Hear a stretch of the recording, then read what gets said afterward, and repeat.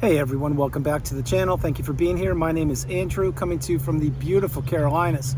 Today's topic is going to be what the narcissist really cares about.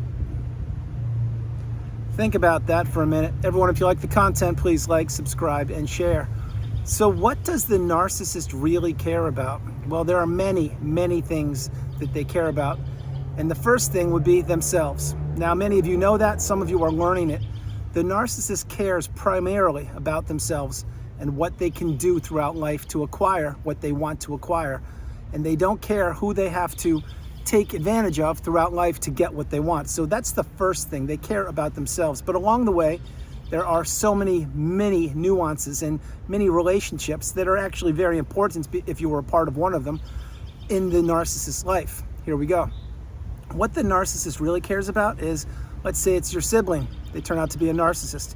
You just figured it out, or maybe you've known it your whole life and one of your parents is ailing. And let's say that is the other parent is not with us. Well, the ailing parent now has a will, and maybe that will has your name written on it and your siblings, maybe some other siblings. Well, many times the narcissist will slither their way back into the household, claim that they're taking care of the parent because the parent needs assistance, and they will get them to re-sign the will and write you out of the will and write your siblings out of the will so they reap the benefits of the inheritance. Now, again, it's not exclusive to a narcissist doing that, and my hope is you don't need the inheritance, or my hope is you don't need it, let's put it that way. But the narcissist wants to take, and using that example is they want to take your piece of the inheritance, and God forbid that one of your parents goes, but each and every one of us are going to leave the planet eventually.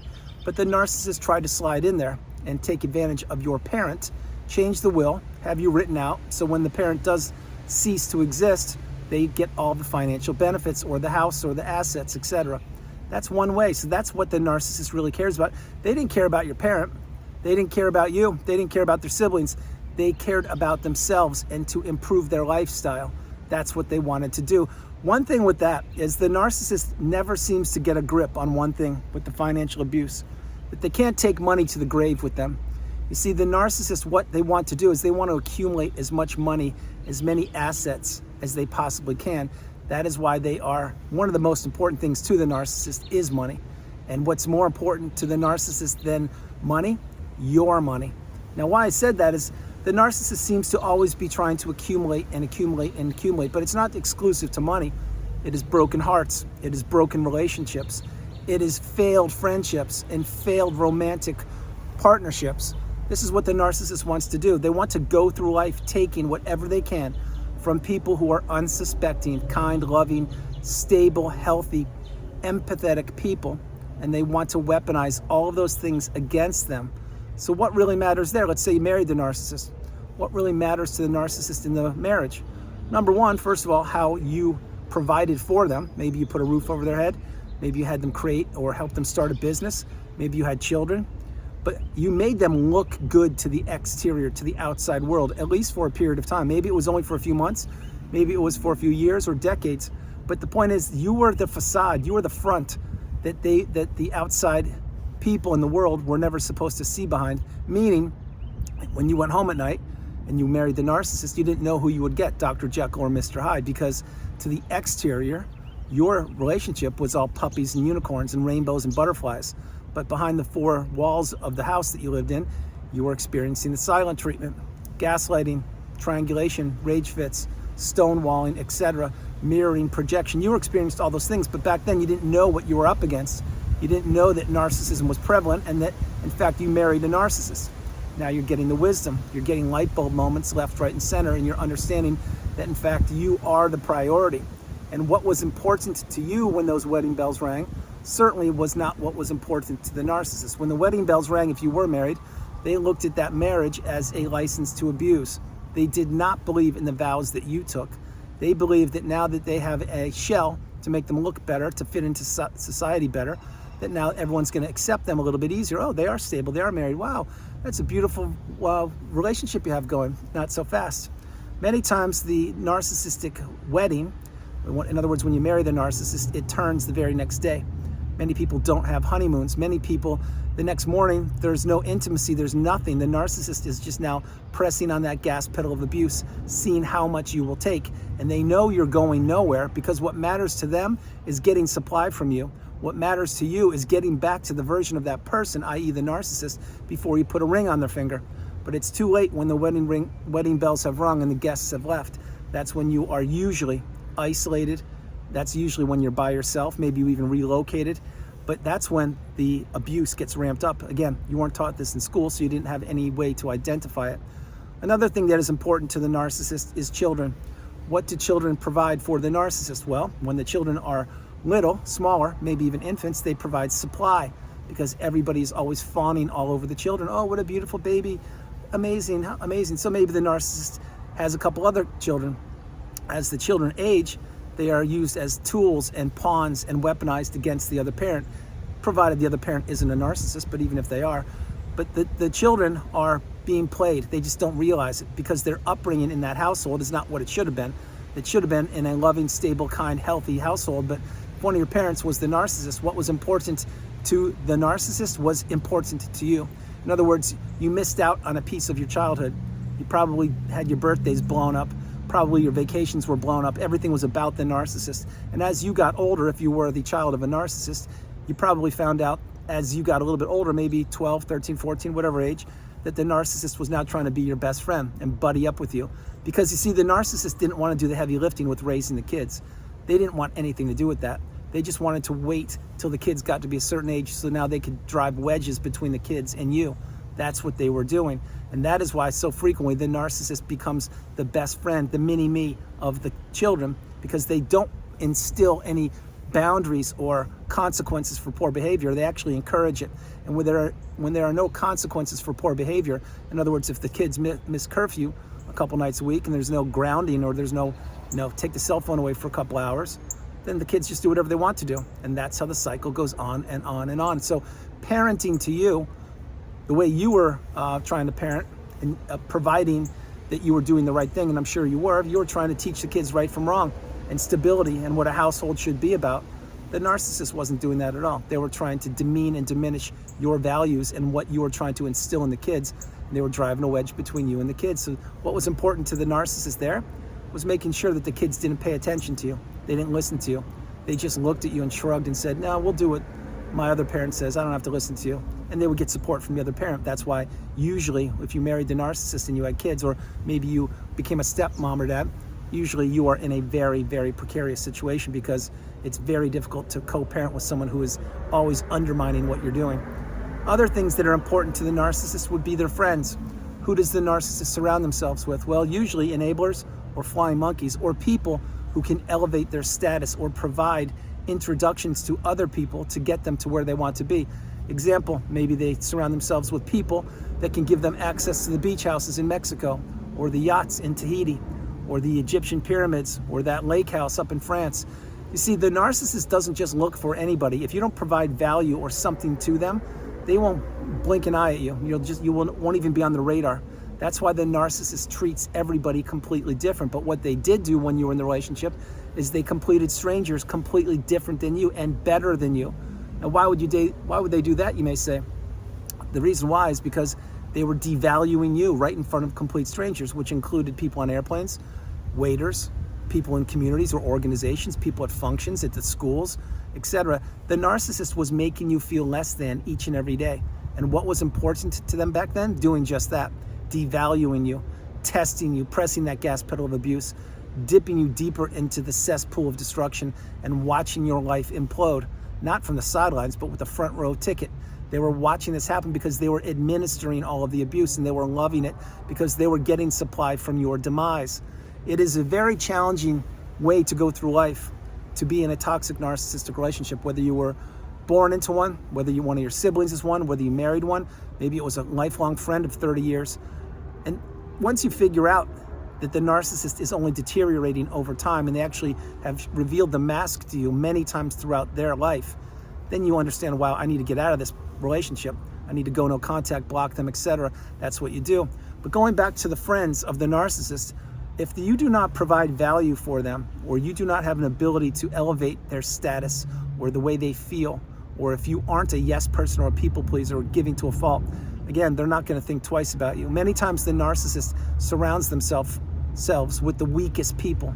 Many times they do this because they want to feel superior to them. That is why many times they financially abuse their own family, their own kids, their own parents, their own siblings, if they have the ability to do so. In other words, do what I want you to do, and I'll give you some money here or there, or I'll give you a nice Christmas gift. Don't, and you won't get any money. And again, these tactics work for a period of time until they don't, until the people wise up and figure out, I don't need the money from the narcissist. I don't want anything to do with them. As a matter of fact, I don't want their money. I want them out of my life. And this is a good thing. So other things that the narcissist, what they really care about, they care about how they appear. Remember, the narcissist gets older, and as they get older, they age. And the aging narcissist is not a pretty sight to see. So that is why many times you'll see them wearing clothes of a younger generation, using the lexicon of a younger generation, acting like they know things, and hanging with people that are much younger than them, because they don't want to admit that when they look in the mirror, they see the person with wrinkles and gray hairs and all that. What they see is a person in their 20s who can still manipulate people and bat their eyelashes or show their rosy cheeks and get whatever they want. Those days are long over. The tactics of the narcissist shift as they age. What they could use in the early days when they were younger and more vibrant and healthier, they can't use as much as they get older. When they get older, they get nastier and meaner, so they have to change their approach to get sources of supply into their life. But what is important to the narcissist, what the narcissist really cares about, it goes back to the beginning. They care about themselves. They don't care about their own kids. They don't care about their romantic interests. They don't care about their brothers or sisters. All of these people they were in competition with the whole time. And it took many of us a lifetime to figure this out, to wrap our head around the people that perhaps we grew up with or entered relationships with, friendships or romantic or business or colleague, that these people did not have our best interest at heart. We now know that many people on the planet do not have our best interest at heart. Many people are envious and jealous of us. Some people want to be us. Other people want to take us down for the count, and that's what the narcissist is. Somebody who is a shallow, empty vessel, and they wanted to take you down, but they failed, and they failed miserably because you're here in the community, and you're getting your cup full, and you're paying it forward. And what is important to you? I can assure you it was never important to the narcissist. So when you first met them and you opened up and perhaps even overshared with them what your hopes, your dreams, your aspirations, and your goals were, when you did that, you gave them the playbook on the license to abuse you. They would future fake you. They would tell you we'll do A, B, and C and it would never happen. Or maybe they would tell you we'll do A, B, and C and you get a little bit of that, but then something will go sideways, as it always does in the narcissistic relationship. The narcissist doesn't have your best interest at heart. They don't want the betterment of anybody. They are in competition with virtually everybody they meet. They look at people as opportunities. They need the walking apology. They need the sounding board. They need the people pleaser. And they need people to stay stuck in the narcissistic fog. They need people around them thinking that the narcissist is the know-it-all. The narcissist has their best interest at heart, and the narcissist is a good person. Nothing, and I mean nothing, can be further from the truth. The narcissist is always envious and jealous of people. And what is important to them is creating disruption, chaos, confusion, and manipulating relationships, driving wedges between their immediate family members or your immediate family members and anything that matters, or with your own children or your friends or your colleagues or your hobbies. This is what the narcissist does. This is what they're doing right now, wherever they are. The narcissist is on a constant search, gallivanting the globe, looking for the perfect source of supply, looking for the next shiny object. And at one point, they thought that was you. That's when you fell in love with them, perhaps, or entered a relationship with them, but you didn't have the wisdom back then. Now you are applying the tools, and you have acquired the wisdom, and you're slowing your life down, and you understand that the narcissist is a shallow person. They will continue to wind their way through life looking for unsuspecting people who don't know their own worth and value. And those people will think that what is important to the narcissist should be important to them. That's what I did, and I'm sure that's what you did. That's not the path. The path is to go down the road of abundance and to do it narcissist-free, to live your best life, to let the doors of abundance open up all around you, to process and heal childhood wounds, to journal, to meditate, to see a therapist, to read, to watch videos, to really understand that narcissism is prevalent and that no longer will it affect you if you have boundaries and if you really insulate yourself and protect yourself and you don't overshare. Because the narcissist is right around the corner. They're all around, and what they're doing is they're just waiting for an opening to learn a little bit of information about you so they can weaponize it against you at a later date. That's what the narcissist did in the past, and that's what any future narcissist will try to do. The thing here is, now that you know and you can identify who a toxic person is, you want nothing to do with them. You don't over-explain, you don't share, you don't deflect. What you do is you just, hey, I'm sorry you feel that way. I've got other things to do. You utilize gray rock, you become dull and boring, and you get off their radar. You do not defend or explain anything about you, because there will be people that will want to enter your life, and they will come at you in all walks, shapes, and sizes, and they will come at you like the beautiful package that perhaps you fell in love with when you met the narcissist. But that beautiful package is worthless, it's empty, and it's hollow, because now we know that behind every package, whether how beautiful they are, there's something called your soul and your energy and your aura, and that's what makes you you. And the narcissist possesses nothing. There is no abundance, there's no beauty, there's no growth, there's no introspection, there's no accountability. All it is toxicity, and it's spewing out all the negativity that they have built up within themselves, because they need a sounding board, they need someone to regulate themselves, and that's what you did. You don't do it any longer, and you never will. You now have boundaries, and you now understand that you are the priority. You come first, second, and third, and that is the path. Understand the message, everybody. This is your life, it's your journey. It's meant to be cherished, relished, experienced, honored, embraced, and you need to do it narcissist free. So if you can block the narcissist today, tonight, tomorrow, I strongly suggest you do it. If you can't, utilize gray rock. But understand, waiting one day longer when you've identified that the narcissist is in fact a narcissist is one day too long. You need to get the message. Everyone, that's the video. I hope you liked it. I loved doing it from the beautiful Carolinas. This is Andrew. Namaste. Have a great afternoon, evening, or morning, no matter where you are on the planet. You are not alone. Remember that. You are not alone. And the bells just rang again for you, which means it's time for me to get inside. I love you all. God bless you. I hope you enjoyed the video. I will talk to you tomorrow. And remember, what is important to the narcissist, or what the narcissist cares about, it was never what you wanted. It wasn't. You may have believed it was in the past. It's not. The narcissist is a self-serving person who cares about one person. It is only themselves. I love you all. God bless you, and I'll talk to you tomorrow. And yes, I said y'all. Bye, guys.